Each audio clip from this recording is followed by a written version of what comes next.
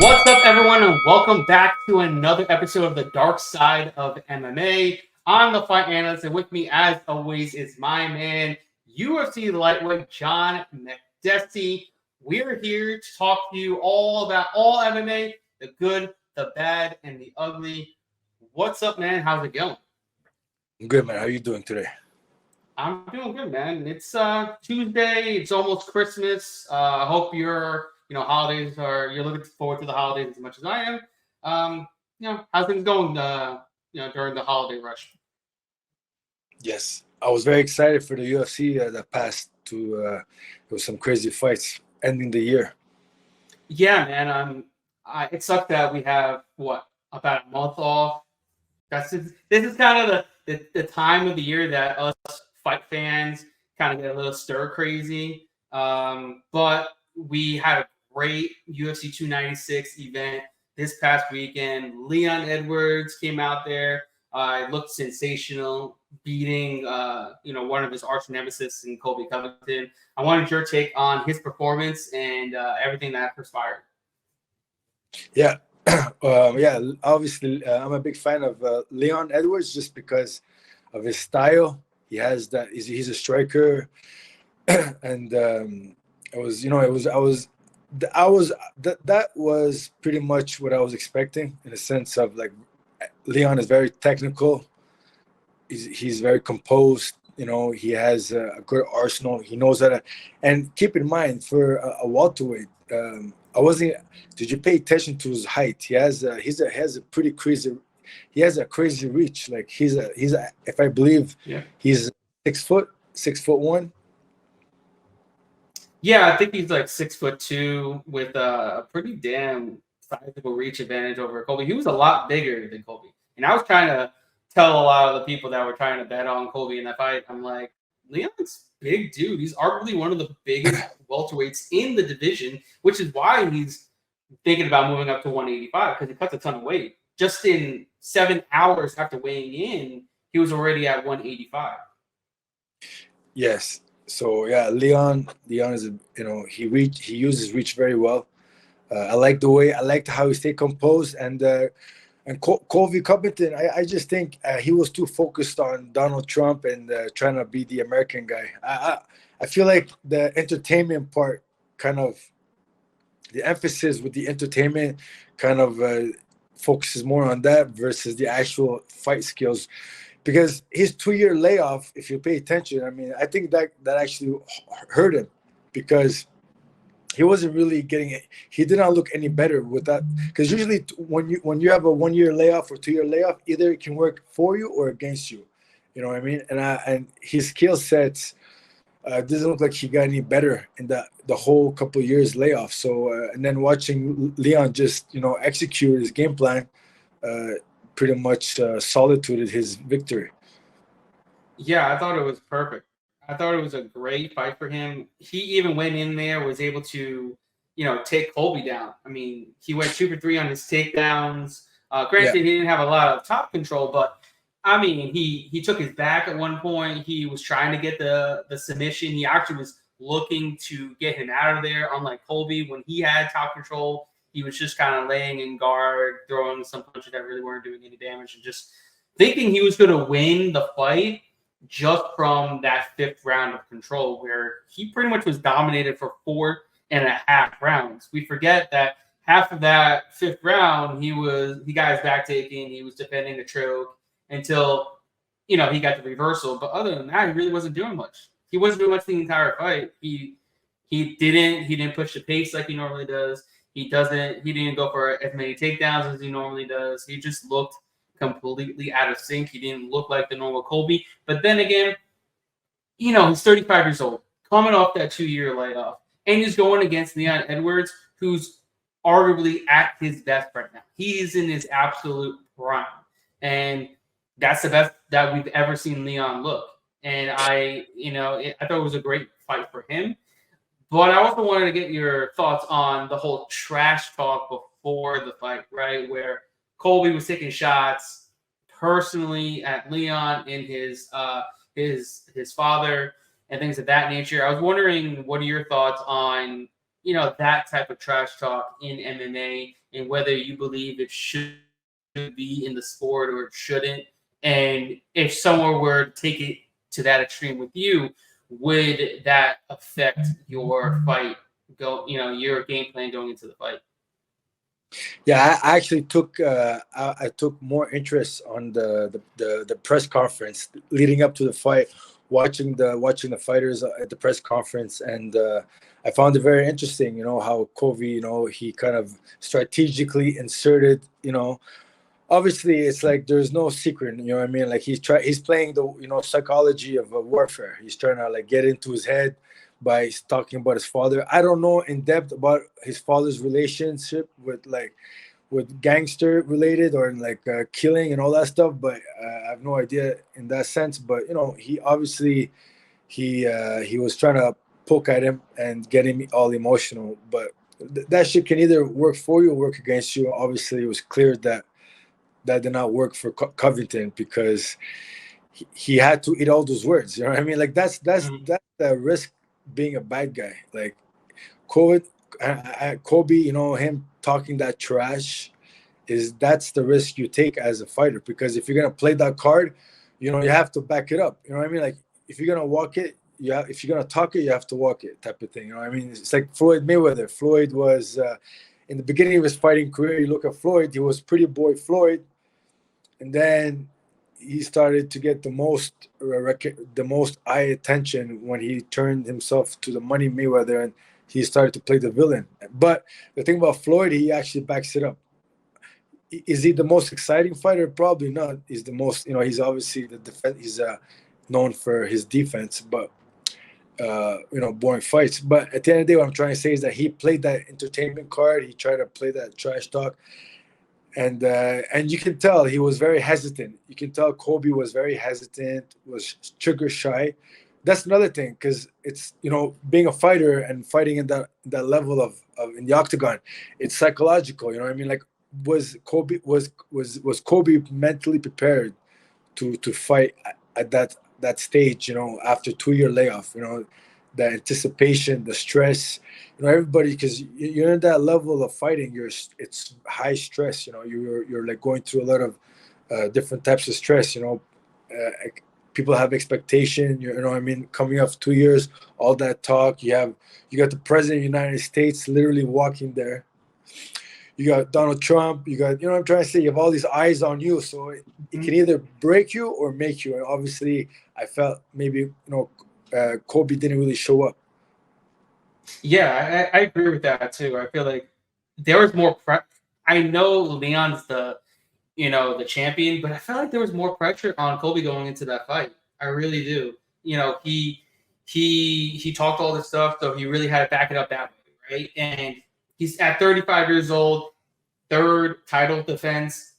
We really don't know where he was going to go from here, and we really don't. The chance of him getting another title shot is going to be quite slim, at least rather quickly. And we really don't know what's going to be next for him. So I think with all those uncertainties surrounding his career moving forward, he had a ton more pressure on him, and I feel like it worked. Like you said, it worked against him big time.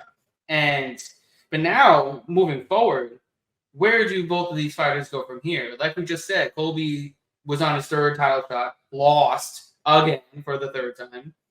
Who is the rightful fight next for him? He's trying to take on Stephen Thompson, who's over 40 years old. He's just coming off his first submission loss of his career against Shavkat Rakhmonov. So I feel like he's trying to go and get a right fight against a top 10 opponent. So maybe he can kind of get into the good graces and get back into a potential title shot. But what do you think is the next logical opponent for Colby Covington? That's a good question, man. I mean, personally, I don't really care. I'm not a big fan of Kobe, to be honest with you. I think his mouth kind of got him. I mean, his style of fighting is not the best. It's not the most exciting, if you know what I mean. So I'm not a big fan of him. He obviously his trash talk and he's talking a lot kind of got him to that level of fame. But I don't really care who he wants to fight. Obviously, he wants to fight Wonderboy Thompson, which I don't think. I don't know if the fans want to see that fight, but we'll see what the UFC is going to offer him. Right. Yeah, it's not like he can't call the shots no more. He doesn't have any upper hand at this point.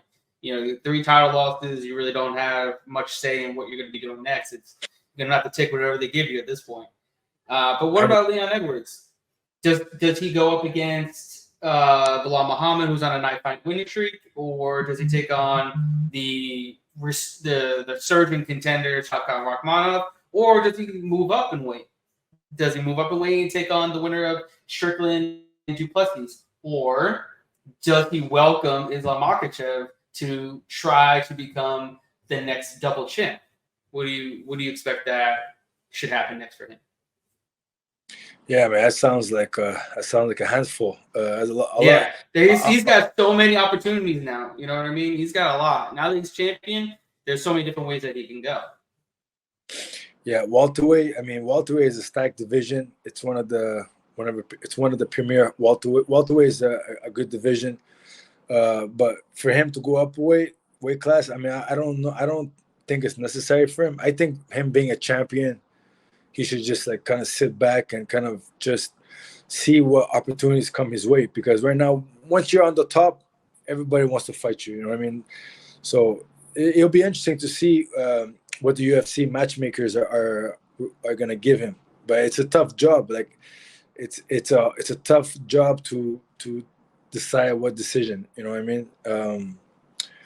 But I don't really think Bilal Muhammad deserves a title. He already fought him already. I think he did very well.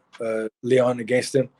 I don't see why he deserved I get it why people want him to see because of his win streak, but we'll see what happens because I don't really think Bilal is deserving for that title contention, especially that he fought him already. Yeah, but we have to remember that the first fight they had ended in a no contest due to an eye poke. So that fight never really, got to really get going. And I feel Bilal Muhammad really has made some strides since that fight. He's had some really good performances. He still hasn't lost in, I would say, well over 3 years. Kind of like the Leon Edwards situation, right? I mean, Leon didn't fight the best competition. He didn't beat the best competition while he was on his 10-fight win streak. Before he got his title fight. But nonetheless, I felt like he was the most deserving. Right now, I feel like Bilal, while his best win was probably Sean Brady when he knocked him out,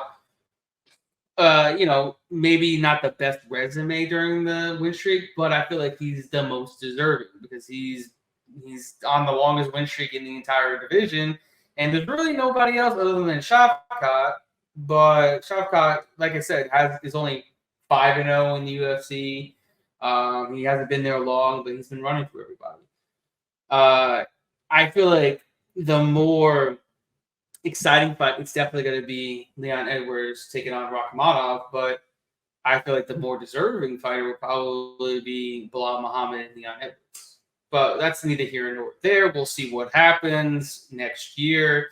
You were talking last week about how you're not too in tune to the flyweight division. I wanted to get your thoughts on the co-main event for the flyweight championship. If you saw that fight between Alexandre Pantoja and Brandon Royval. Yes, I actually did see that fight. Yeah, that was crazy. That was a high-paced fight. Like these guys were. It's crazy how much punishment they can take. They're both taking, receiving, dishing, giving it out. It was very entertaining fight. Very technical. Both guys going at it.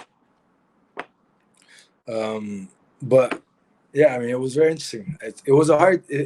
I don't know. It was one of those things where it's like I would have given either. I understand how the decision went to Brendan, right? Brendan. No, Pantoja was able to retain his title. It was who I was just looking at the main card. So it was Alexander. Yeah, Alexandre Pantoja. Yeah, he was already the title holder, right? Right. The Brazilian. Yeah.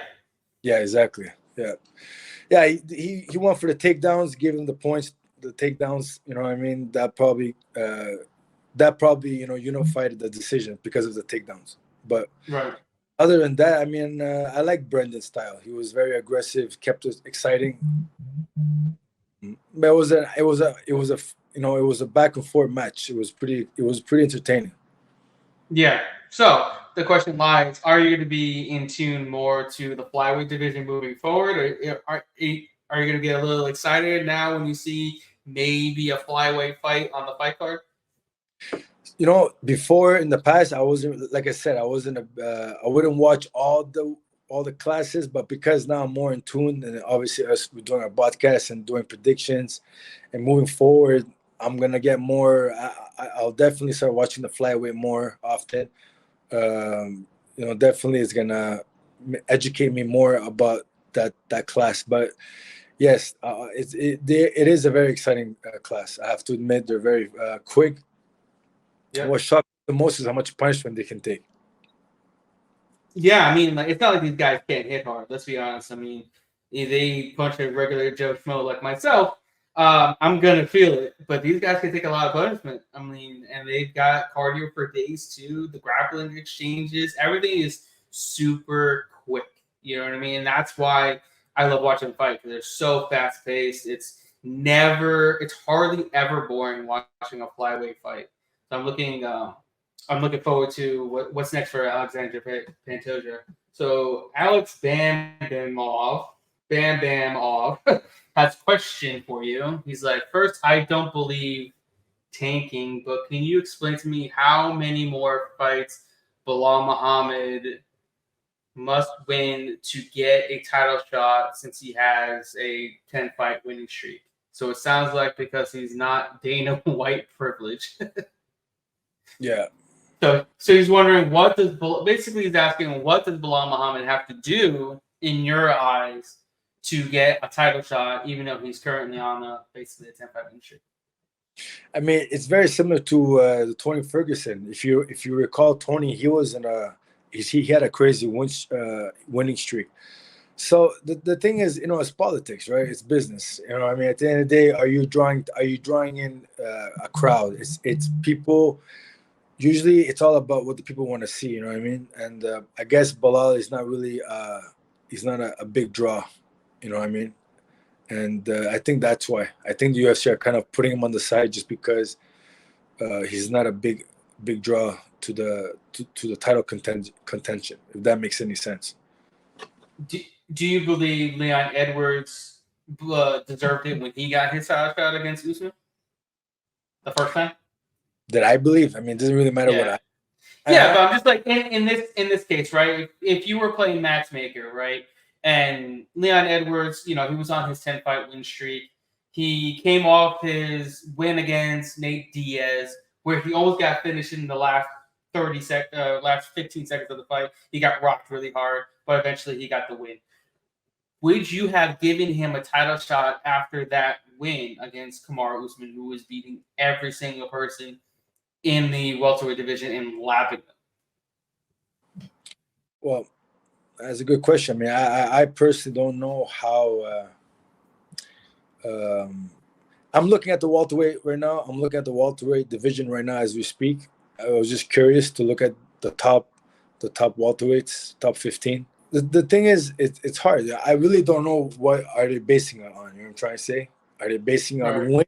Are you basing on solely how much win streaks, or are you basing on opponents, who they fought? Because sometimes in my own experience, like, doesn't make sense, right? Like how I think they just kind of play the dice, and they play see who's gonna win, and I really don't know how the matchmaking from my own personal experience. I feel like it's whoever's available at the right time at the right place. Everything has to intertwine because there's a lot of unknown variables. You know what I'm trying to say? So that for me is something that I learned because back in the 2016 when I fought Donald Cerrone, I did not expect to fight a ranked number 2 opponent at that time when I just finished the fight. So it's really weird how like sometimes things play out. You know what I mean? And obviously Bilal is trying to get his name out there. You know, he has the win streak, but it all depends on what the matchmakers have in store for Leon Edwards. Yeah, I know. It's like I said, he's got a ton of opportunities moving forward in 2024. I'm assuming they're gonna try their best to get Leon to headline the pay-per-view out in the UK. So also you got, like you said, it's all about who can make that trip over to the UK during a certain time frame that they want Leon to fight.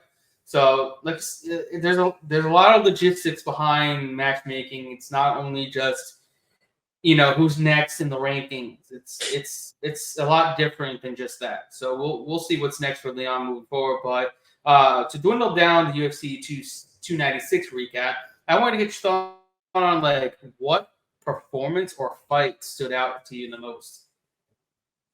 Yes, well, I mean, we gotta talk about it. I mean, that was terrifying. Josh Emmett versus Bryce Mitchell. That was something that's something like where I'm a big fan. Like I'm a big believer about the risk in taking short notice fights. Taking a short notice fight with a guy who's had a full camp to prepare mentally, physically, emotionally. Like Josh Emmett is a dangerous. Obviously, he is a very dangerous. Strong featherweight, very muscular, explosive, a lot of power behind those punches, and it kind of and you kind of saw how Bryce was very hesitant. You know what I mean? Like at the end of the day, people don't realize like training camp, getting ready for a fight, it's not just physical, it's mental. So not having that mental capacity of preparing for a fight, obviously you can see it how it played out in that fight. Yeah. You know what I mean? And it's unfortunate. Hopefully he's it's not as bad as it looked. When I saw that, when he was like on the floor and he was going through a little bit, he was suffering. I don't know what you call that when he starts shaking like that. But that I think he was seizing up pretty much. I think that's what they call it, seizing. Seizure. Yeah, seizure. Yeah, whatever. Yeah, that was intense. I never seen that in the UFC. Nope, that was scary. That was absolutely mortifying. Because I like Bryce Mitchell. I mean, he's a great guy, and he's a good guy to talk to, and he seems extremely humble, and it just sucks to see that kind of thing happen to him, especially when he did the UFC a favor, right? I mean, he took an extremely dangerous fight on very short notice. And that's the repercussions of being a company man, as they say. You know what I mean? You know what I mean? But Alex has actually talked to him, and he said this morning he's doing great because Alex is actually one of his training partners. And he actually made a video earlier today or yesterday, thanking Josh Emmett for not following up with any more ground and pound. He just walked away and did his thing because he's like, he could have possibly killed me. He even said that. He's like, Josh could have killed him if he followed up with any more shots, and which is true. Look how bad he got knocked out with one punch. Imagine if he just gave him one more hammer fist while he's on the ground. We don't even know how we would have came out of there. Yeah, it was crazy. No, he was very professional, and he kept it, and he had a good sportsmanship.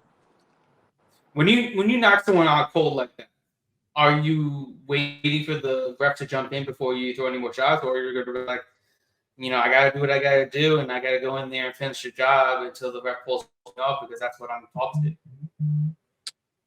Yeah, that's a good question. I mean, in my past fights, a couple of my fights, Kyle Watson, he was out cold. Couple of my fights, usually if the guy's conscious and he's like reacting, you have to keep, you obviously we're trained to like, I mean, my body's on autopilot at that point. It's just like hit him until the referee jumps in type of thing. You know what I mean? In the sense where like, but obviously if the guy is out cold and I'm conscious about it and I continue hitting him, then that's like a low blow. But No, I mean if I'm in the heat of the moment, it's very hard too because you're in the heat of the moment. It's hard to control Right. yourself. You know what I mean? But ideally, yeah, you want to like kind of try to wait till the referee to jump in. Yeah, I mean, luckily Emmett knew better, and he, like I said, it was in the heat in the moment, and he didn't think about going to follow up more shots. It could have been a lot worse than it really was. Of course, there's one more highlight I got to talk about. It was C296, and that was the brawl in the stands between Dricus du Plessis and Sean Strickland. Dana White came out and said afterwards that he was the asshole that forgot that those two were sitting next to each other. He's like, I do the seating myself. And he's like, I totally missed the ball on that one. I wanted to know your thoughts on that whole, brawl that saw them two get kicked out of the arena. Do you believe that? I don't know. I mean, in a sense, I do because Sean Dana Strickland White? is a little bit batshit crazy, but No, I don't know. I meant what you Oh, believe what Dana White says, that he acts all surprised. Come on, let's get real. He purposely put them there, and without that was a preview of the fucking hyping up a fight. Dana White is a mastermind, and he understands. He's a Don King of MMA. Yeah, you're right. 100% right. And that's true. Because you think about it, I'm like, you kind of had to know what was going to happen, especially after the press conference those two had with each other. You kind of knew. And I feel like he did that purposely, knowing that the main event was going to be very lackluster. I feel like he knew that the main event was not going to live up to the expectations that they were trying to sell to the fans. That they even put this on the broadcast during the fight card. Like, that's unheard of. You normally things between fighters during an event, they just kind of like brush it off as, oh, it kind of didn't happen, but we know on the backside of things that what did actually perspire. But they put this on the broadcast. You're talking about the video and everything. That's something that normally never happens. But now, like you're saying it, you're like, well, don't you kind of seems a little fishy that he comes out and says, oh, I didn't really need to put them together. I forgot that they were together, type of thing. You know what I mean? I think at this point, UFC is like it's obvious. You can tell it's becoming. There's a reason why they say entertainment and combat. So it's a perfect scenario for those two guys to be put there. You know, they hate each other. They're as to, and if you look at the way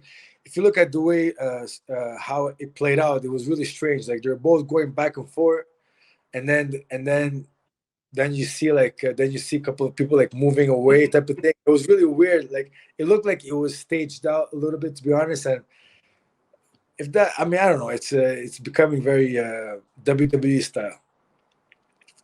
Yeah, it's unfortunate because you would think just their skills would be able to sell a fight, but they need all this backstory, the bad blood to really, really sell tickets. It's unfortunate, but that's what's bringing in the casual fans. The hardcore fans are going to watch regardless who's in there. I watch every single event, every single fight, top to bottom. But you got the casual fans, right? The people that don't really watch or are in tune to MMA as much as we are. They're not going to tune into a fight that doesn't have some type of backstory or some type of bad blood because it's not going to be entertaining to them because they don't know who they are.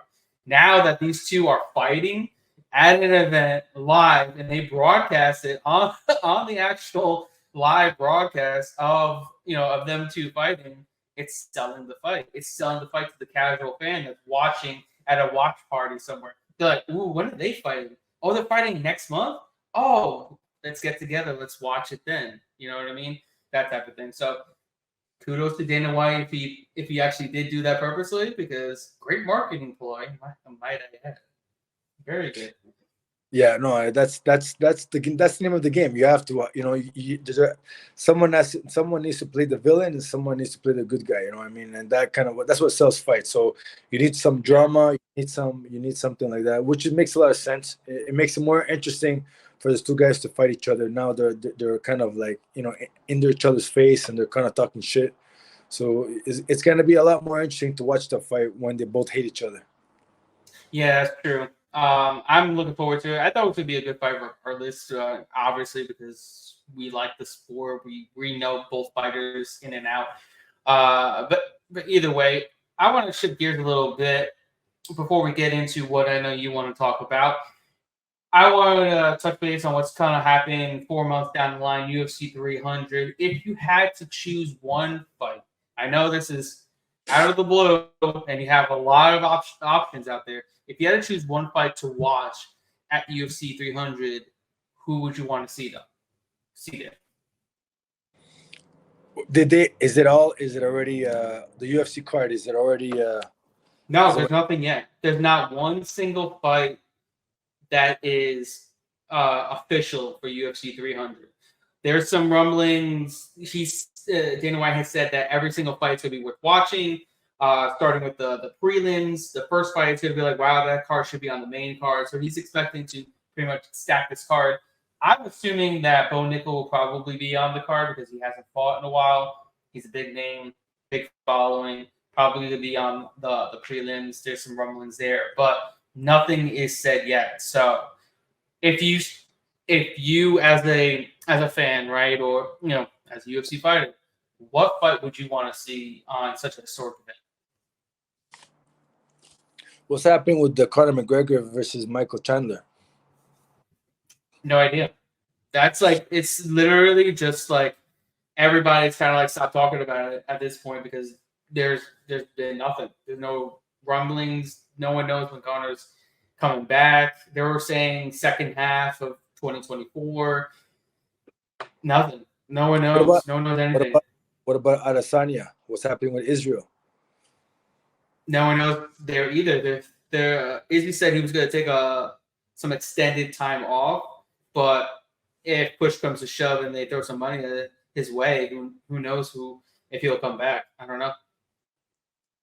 See, like those, like for me, that's like pretty much something I'll be interested in watching, just because the hype between Michael Chandler and the Conor McGregor, I was anticipating on that to see how that would play out, and obviously the Izzy, maybe Izzy coming back for redemption, maybe fighting someone in the top 10 and getting a rebound opponent, and then try to go back and then try to fight for the title again. What would you think about Izzy moving up to light heavyweight and challenging Alex Pereira for the light heavyweight championship? I mean, that's a possibility, but I don't see. Izzy is not a big guy. You know what I'm trying to say? He's lean. He's lanky, lean. But I mean, that's I'm not sure if he would do good in that division, the light heavyweight division. Yeah, but I mean, going against another striker, we can't expect Alex to go in there and start grappling. Izzy. I mean, granted, he did at 185 a little bit, but actually, no, Izzy took him down, if I'm not mistaken. I think I'm getting things a little screwed up. But yeah, I mean, I feel like it would just be a high level kickboxing match at 205 pounds. And Alex Pereira, he's like, he wants him. He wants him again. He wants to get that win back. He get that loss back, might I add. And he's been wanting him to come see him in the light heavyweight division. I think they would give Izzy a shot at the light heavyweight title before they would give someone like Magomed Ankalaev his title shot next. Yeah, we'll find out. I really don't know. It's gonna be interesting to see what the matchmaker is gonna give those two guys. Yeah, like I said, there's gonna be a lot of matches coming out over the next month or so regarding UFC 300. I'm gonna be very upset if we don't see a Conor McGregor or an Izzy or an Alex Pereira or someone with a big name headlining that fight. It's gotta be. We already know Volk is headlining a card in February. We know Sean O'Malley's headlining a card in March. So, I mean, those are two of the biggest draws outside of, Islam Makdessi, who I think would be Ramadan during that time. So I don't even know if he'll be fighting. And then who's left? Conor McGregor, Izzy, Alex Pereira. I mean, I don't really know who's really a big draw other than that. Conor and Izzy are probably the two biggest draws that don't have a fight lined up, honestly. And I feel like one of those two has to be on that fight card. No, definitely. There are definitely two big names for sure. My question is, what happened to Ian Gary? How come that fight got canceled? Well, supposedly he had pneumonia and he had to go to the hospital, and the doctors didn't clear him to fight that night against Vicente Luque. But now, fast forward, he's fighting Jeff Neal, who he was supposed to fight a few months back Okay. at UFC 299 in March in Miami. 299 is the March in Miami card. Yep, that's gonna be a good one. I'm hoping we'll be out there reporting live. We'll see. But yeah, I'm looking forward to a lot of. I mean, UFC in January. There's going to be a lot of great fights coming up. A lot of good big fights. I'm looking forward to that and everything else moving forward. I want to talk about, before we forget, Tony Ferguson and Paddy Pimblett. So what do you think about that? Many believe that Paddy should have gone in there and got the finish. He said himself I tried to in the first round. I mean, he went all balls out in the first round and pretty much blew his load in the first round and kind of coasted the next two because he was extremely tired. But what did you think about Paddy's performance, and what do you think about where do you think Tony should go from here at this point? Well, let's talk about who was in his corner. I was pretty. David Goggins. David Goggins. Watching him in his corner was pretty cool. I've been watching David Goggins, all of his motivational speaking, all of his YouTube channel. But I mean, I'm very happy with Tony in a sense where, like, being an OG, obviously physically he's been through a lot of wars. Tony's been through a lot of wars. I really wanted Tony to win because I'm not, you know what I mean, but he did pretty good considering, obviously. But what shocked me, I always thought Tony was good on the ground, but then it's weird how he's a black belt in jiu-jitsu under wow, I can't believe I'm drawing a blank, but keep going. But yeah, he's a black belt in jiu-jitsu. Eddie Bravo. Yep, there you go. I don't know why I was drawing a blank there. I knew he was 10th planet, but yes, Eddie Bravo. Yeah. There's so many different names, can't even keep track. Yeah. But yeah.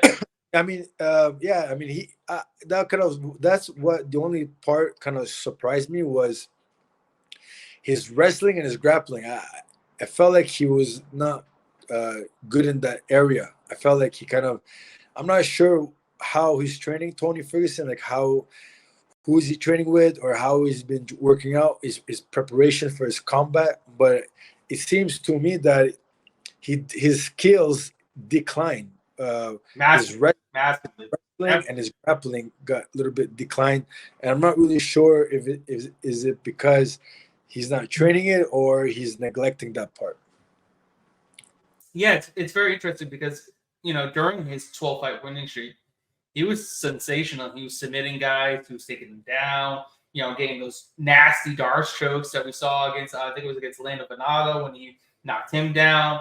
But then after the whole Justin Gaethje beatdown, his entire everything just went downhill. I don't know if maybe it's his mental and he's just moving around different camps. He's not getting the right guys surrounding him. He's not getting in. I don't know. There's so many different things that we really don't know behind the scenes as to why he declined so rapidly, so fast, considering his only loss was against Justin Gaethje, which was an absolute beatdown. But he didn't go out, and he just went out on his sword. I mean, it was a standing TKO, but at the end of the day, he didn't get knocked out cold. He didn't get taken down or anything like that. He just went to war. But that's been Tony's MO his entire career. I don't know why that fight was the turning point in his career. And then here he is 7 losses later, and Dana White, the boss, is telling you, yeah, you should probably hang it up. kind of rough. Yeah, no, it's very it is devastating. But I mean, at least they're giving him respect to UFC, and they're like kind of telling him, like giving him hints to like retire, so they don't have to like release him or something like that. But yeah, man, it's strange. But Wonderboy Thompson's. Let's talk about Wonderboy Thompson's fight. I was very impressed by his wrestling, but you can tell he was gassed out, and you can tell it was just a matter of time where Shavkat was gonna submit him. Yeah, it's crazy because Shavkat, what he's been able to do in such a short amount of time has been highly impressive, and he's on his way to being the first ever UFC champion from Kazakhstan. I think that's how you pronounce it. And that, because I don't know, I'm horrible at pronouncing that, but I mean, highly impressive. The question lies now: do you think anybody in that division can stop Shavkat from becoming the welterweight champion? No, of course, yes, definitely. The fighting game is very unpredictable. It takes one guy. It's not the best fighter who wins; it's the fighter who fights the best in that particular moment wins, right? So, right. Well, like I said, the welterweight is a stacked division. I mean, I would love to see how Shavkat like fights versus like Leon Edwards or like Usain or like even Bilal Muhammad, like that. Those are good. Like I can see him in that mix of the top 5. You know what I mean? That would be interesting to see. To see him fighting versus a real mixed martial artist. Because obviously Wonderboy Thompson is a karate background. You know what I mean? He has a karate background. He comes from a kickboxing background, and then he kind of like into mixed martial arts. But seeing him fight another guy who just focuses on mixed martial arts, who's well rounded, who's able to strike and wrestle and grapple, is going to be interesting to see.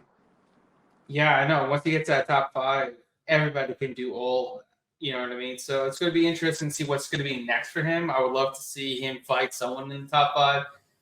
Colby Covington fight makes a lot of sense because Colby's not really going to be fighting for a title anytime soon, and that would give Shavkat a win over a reputable fighter inside the top 5, a former title challenger as well.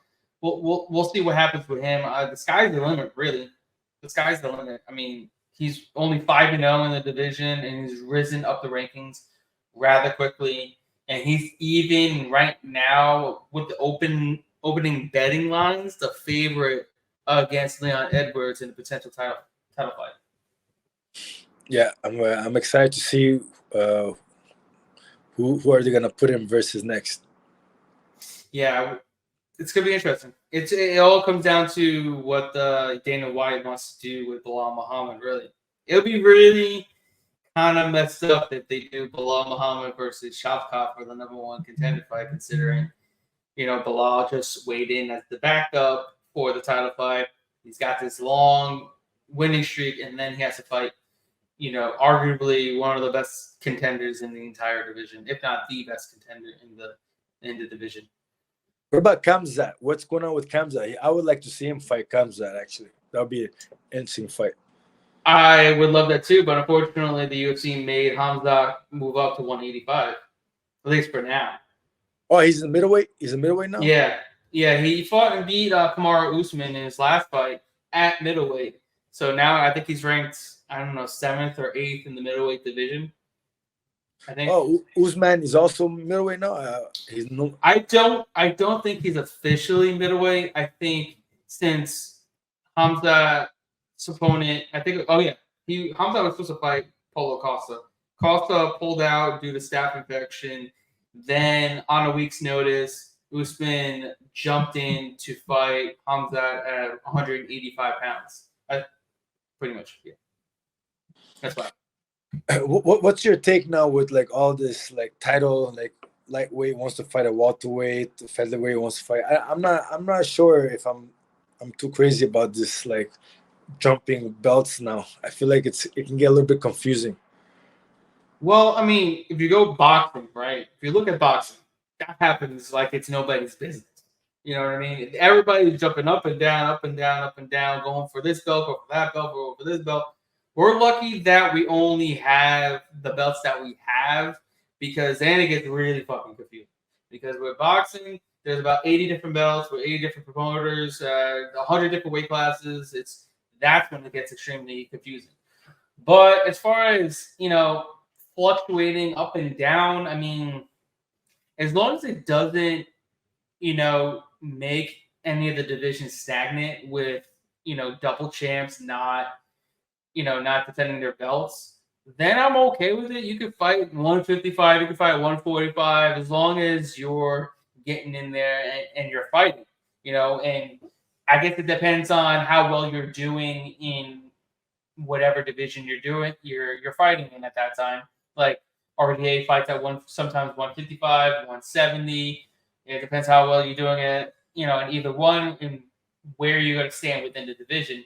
But I feel as long as it's not making the division stagnant and it's not going anywhere, I think it's fine. I mean, it gives us more fights. It gives us better opportunities for fighters to take fights on short notice too, if you think of it that way. You know what I mean? Because fights fall through all the time, right? So now having guys that are able to fight up a weight class, down a weight class on short notice gives them the opportunity to just jump right in, make some good money, and possibly move forward and a quicker rise of the rankings too. Yes, I agree with that. But if you look at boxing, they have every 5-6 pounds there's a weight class. Right, that's true. I understand there's a lot of. I understand boxing. There's a lot of different belts. I just feel like because there's so limited belts in the UFC and in the mixed martial arts, there's not a lot of divisions. It kind of like all the guys are trying to get to that. It's kind of delaying it, if that makes any sense. Like I get champion versus champion, but I feel like maybe it can give the other guys who are kind of waiting, for their turn, can be a little bit of more of a delay and missing and an opportunity miss. But I understand from that perspective. Like I get it. I'm not too crazy about it. Like two different champions. I don't know. I feel like I mean I don't know. I'm not like. I mean it's cool for them to see. It's cool to see two champions fight each other. But it's just like there's so much. There's so many fighters waiting for their chances to fight for the belt. Yeah, no, I agree with that. I'm not a whole big, double champ status type of thing. But I was more so talking about fighters that are able to fight at two different weight classes as long as they're not a champion, right? Like Hamza Chimaev fighting at 170, 185, Kevin Holland fighting at 170, 185. As long as they're able to make the weight and they're not the champion, I don't see why not, really. That type of thing. But as far as champions go, not so keen on it, because if you have a champion with two belts, he can only fight once. He can only defend the title once, and then you're now leaving, another division stagnant, and people are just waiting for their shot at the title at that point. Just watching that Islam fight, I just did not see how that was a fair fight. I mean, the guy's fighting a 145er. Like, I get the first time. I know the first time it seemed like a pretty fair matchup, but the guy is obviously, you can tell the size difference. You know what I mean? Big size difference. But I mean, it depends on the person, right? I don't think Folk really had that much of a chance, going from 145 to 155. I don't see many 145ers going to 155 and challenging Islam.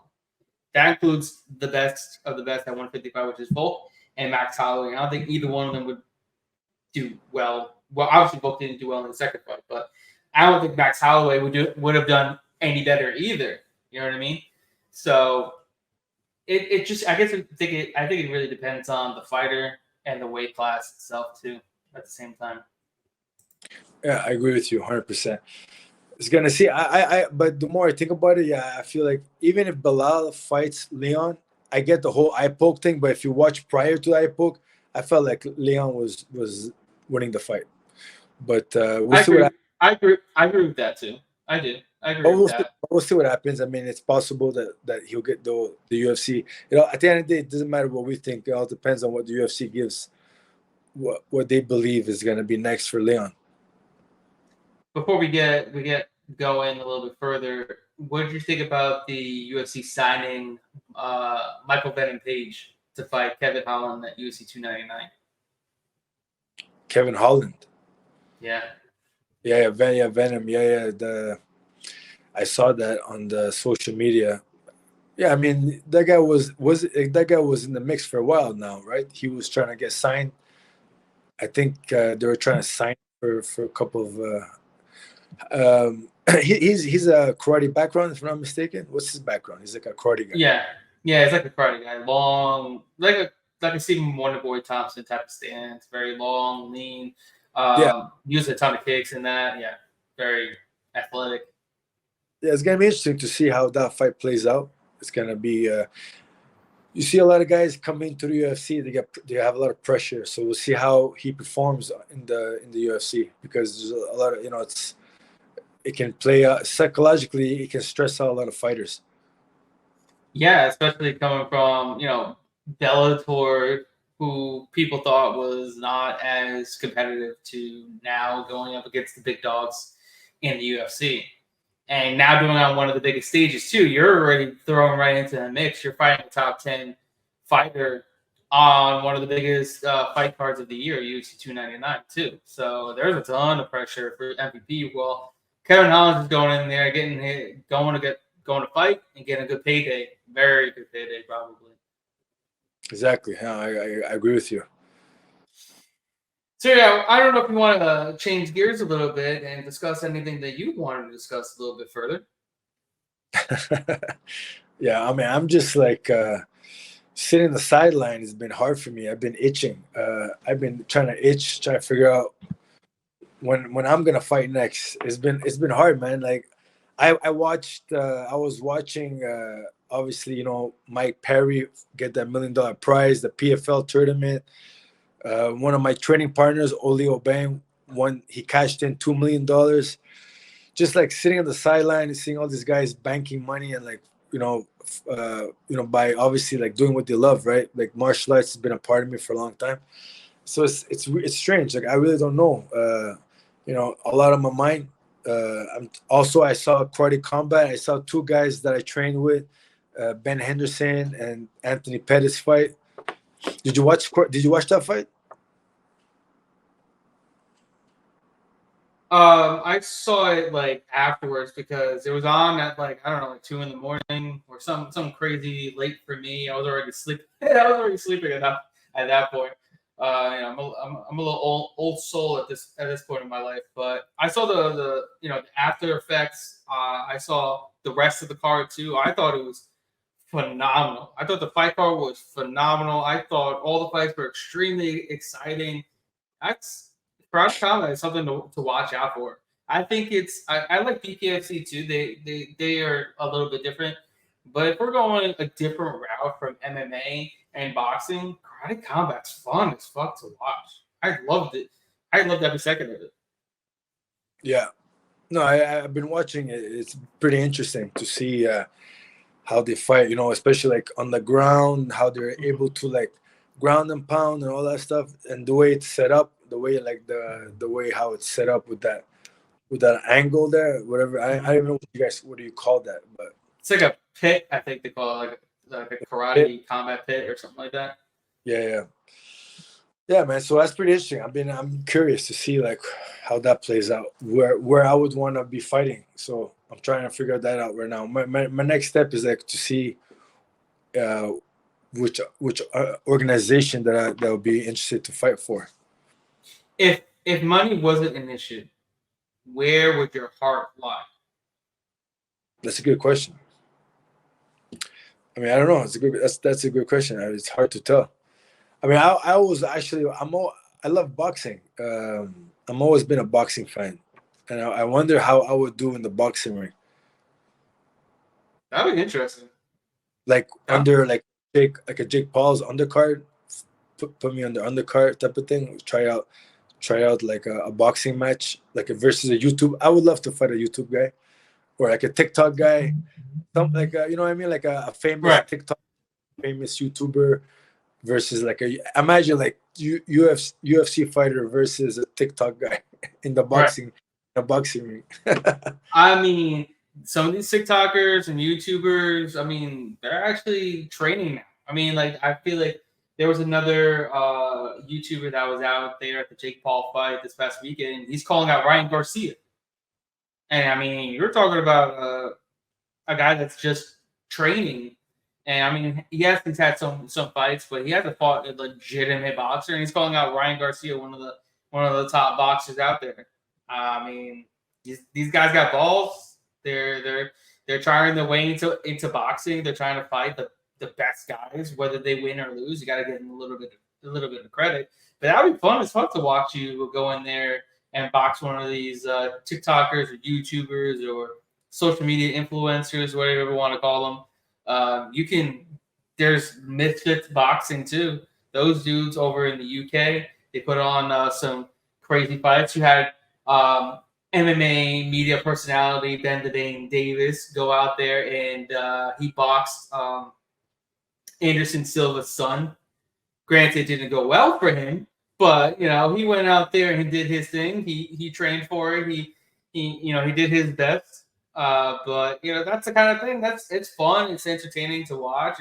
It's a good show, and that would be cool for you to get on that type of platform too. Yeah, that'll be interesting if we can get. I mean, yeah, I think that's gonna be the next, that's like the next generation of fighting where you see everybody's kind of like fighting each other in different, like it's more like a collaboration. You know what I mean? You got everyone's kind of crossing paths and just fighting each other in a boxing ring, which I find pretty cool. Yeah, I do too. I don't see many of those being able to cross over to the MMA realm because it's just too much for a novice to go against a trained athlete in MMA because there's just too many areas that they won't be able to really train in a very short amount of time. Whereas boxing, it's just straight up learning how to throw some hands and defense at the same time and move your head, right? And I feel like you said, the crossover boxing realm is going to be the next big thing in combat sports because that's going to be able to be the mix of everybody. Boxers, celebrities, social media influencers, MMA fighters, even professional athletes like NFL, NBA, NHL players. Anybody can go into a boxing ring and just throw down and see what if they can compete. And I feel like that's going to be the new wave of combat sports in time in the future.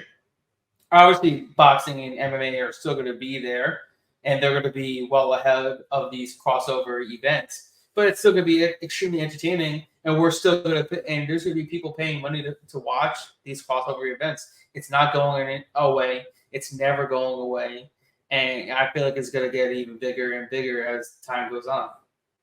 I definitely agree with you. I think it's becoming, because as much as it's combat, it's also entertainment. You know what I mean? And people want to see entertainment, and it's always curious. You know what I mean? Everybody wants to see that type of like weird stuff. And I think Jake Paul, the Paul brothers, and like guys like that, social media influencers, kind of like started this new era of combat. Yeah, they did. And I mean, a lot of people want to give them shit because, they're not boxers, they're not fighting real boxers. I mean, hey, they're bringing more eyes into the sport of boxing. I don't know why people are getting so hard up about it. Yeah, I mean, he's talking his shit, but like that's the fight game. Everybody's gonna talk shit. That's what they do. I mean, everybody thinks they're better than somebody else. Everybody thinks they're tough as shit, and eventually you're gonna get punched in the mouth, and we'll see what happens. But anyone who's still talking about Jake Paul not being a boxer, I think that's. I think he proved that he's a legitimate. He's a legit boxer, and he's been improving it over time. So. But bro, I'm telling you, they're still giving him shit for not fighting a championship boxer. I mean, the guy's only 8-1 as a professional boxer. I mean, what do you want him to do? I mean, he's fighting a guy who's 10-1, granted not the best, but he knocked him out in like 45 seconds. Yeah, Like, yeah. it's not like, come on. Jake I Paul. mean, you got to give credit where credit's due, in my opinion. Yeah, Jake Paul definitely is. In my eyes, he's I have respect for him. He trains like a boxer. You know, he eats, sleeps, breathes boxing. You know, and you can, and it showcases in his fights. And he fought legitimate fighters. Like he fought good guys. I mean, regardless of are they in their prime or not, doesn't really matter. But he's fighting like real fighters. You know what I'm trying to say? And anyone that doubts him as a boxer, I mean, no, I feel like he proved himself. You know, and he's legit, and he's a good athlete, and he sells. Yes. He sells. So Oh, he he's, sells down. Let me tell you, that dude sells. I mean, that place was yeah. bumping this past weekend. It was insane. I've never seen a place so packed. I think it broke attendance records for a combat sports event in a boxing event in Orlando, Florida, and it was in a small venue. It was everybody was on top of seats, standing on tables, just looking, watching. So it was nuts. So when he got that knockout, man, it was everybody went absolutely insane. It was a great atmosphere. It was a great fight card. The undercard was good. He's also doing great things for the sport of boxing. He's bringing on a ton of female fighters on his promotions as well. He gave a co-main event slot for the WBC Super Featherweight Championship between Shadeja Green and Franchon Cruz Zern, which was a good competitive fight. I mean, you really can't fault him for what he's been doing. I know he, like I said, talks a lot of trash, but that's a fight game. Everybody talks trash at this point. I mean, he's doing a lot of good things, and I can't knock him for what he's been doing so far. And I think he's going to be. I honestly feel like he's going to be the face of boxing moving forward. Just being as a spokesperson, not being like this great championship boxer, but what he's going to be able to do for the sport moving forward. Yes, I agree with you. And also, what's more important is let's see how he does in mixed martial arts. I'm so curious on that part. I'm excited to see that. Supposedly, he's going to be making his MMA debut in the PFL towards the end of 2024 or early 2025. Supposedly, that's what he said at the post-fight press conference on Saturday. So I'm excited for that. I don't know who he's going to fight. I can't think they're going to give him a no-name fighter because his fight it's just going to be so. There's going to be so much hype around his MMA debut that can't give him like a pro debut fighter. They have to give him somebody with a legitimate name, or people just be like, I really don't want to watch Jake Paul fight some no-name MMA fighter that I've never heard of in my entire life. Nate Diaz already said he's not going to fight for the PFL. That's just because I feel like he has his ties to the UFC still. I don't know who in the PFL or Bellator that has a big enough name that Paul would even be remotely competitive against. Mike Perry. I would like to see Mike Perry fight Jake Paul. That'd be sick. He would. I want to see Jake Paul, Mike Perry in a bare knuckle fight. Let's go, baby. Oh man, Dude, that would be crazy if Jake Paul crosses over to the bare knuckles. That'd be sick. I want to see that. Oh man, that gets me thinking. It's like, could Jake Paul win? But it's like a different. Like, it's boxing, but it's a different sport in its own way. You know, it's not just boxing bare knuckle. It's different because you got the clinch. You can uppercut in the clinch. You know, things like that. It's just brutal. It's brutal. Brutal, it's man. Different. Brutal. Yeah, it's like a street fight, man. It takes a couple of punches and you're knocked the fuck out. We look at Luke Rockhold. He's like, nah, I'm good. I'm done. After like the second round, he got his teeth knocked out. His teeth were knocked out. And he had a mouth guard in. And his teeth was still knocked out. Yeah, that was intense. Like, Bro, I mean, going against Mike Perry is like a death sentence in bare knuckle. Like that dude, it was built to just throw hands with no gloves on. Just built for it. Like he was born bred for bare knuckle. It's just crazy. It's like they built a sport around Mike Perry because he wasn't a terrible MMA fighter, but it was just too much for him. Now he gets to just solely focus on just busting people's face up with his bare knuckles. 100%. I agree with you. It's going to be exciting. It's going to be a new year coming up. It's going to be exciting. Yeah, man, I'm looking forward to it. There's a lot of good fights on tap already. UFC 300 still has no fights left, so I'm assuming Dana White's really working hard at putting together one of the greatest fight cards we will ever see, ever. So I'm excited for that. But yeah, man, I mean, we're towards the end of the year. We'll be back next week again. We're gonna be doing this every single Tuesday night, 7 p.m. Eastern Standard Time. Talking about MMA, all the good stuff, all the bad stuff, and everything in between. I'm looking forward to, a new year, and then we're going to keep pushing forward with this podcast. Also, next year we're going to be doing predictions, bets. We're going to give you all that good insight. I'm a guy that does a lot of betting. But our man over here has the knowledge in the fight game that can really break it down to a T to give us the inside knowledge that someone like myself would not be able to give out. So you guys have to tune in every single week. We're going to be giving to you some of the best insider information in regards to stuff behind the scenes in terms of, and then also the stuff that will be able to help you make some bets and put some money in your pockets as well. But yeah, you guys have to go and find us on Kick. Obviously, this is not streamed on Kick because there were some technical difficulties, but you guys have to go on kick.com and find the Dark Side of MMA on there. Give us a follow. We're going to be going live on there every single Tuesday, 7 p.m. Eastern Standard Time. And this will also be uploaded the day after on the Clutch Points YouTube channel. So we will see you guys next time. I appreciate you coming on, man, as always.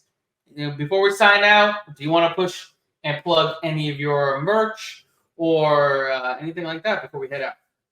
100%, man. Thank you very much. It's always fun talking to you about the fights and all this new stuff is going on. I'm really excited for giving out predictions and fight picks and talking about different fights. Also, obviously anyone listening, check out Bullware. Go to an IG Bullware_TM. Go support millions.co. You can find Bullware at millions.co. You can also go to my website. Check out my website, johnmakdessi.com. Also, don't forget, wishing everybody a happy holidays, Merry Christmas, and I'm excited for the New Year's. Absolutely, guys. I hope you guys have a great and happy holidays, Merry Christmas, all that good stuff. Enjoy your time with your families. We'll see you guys next week.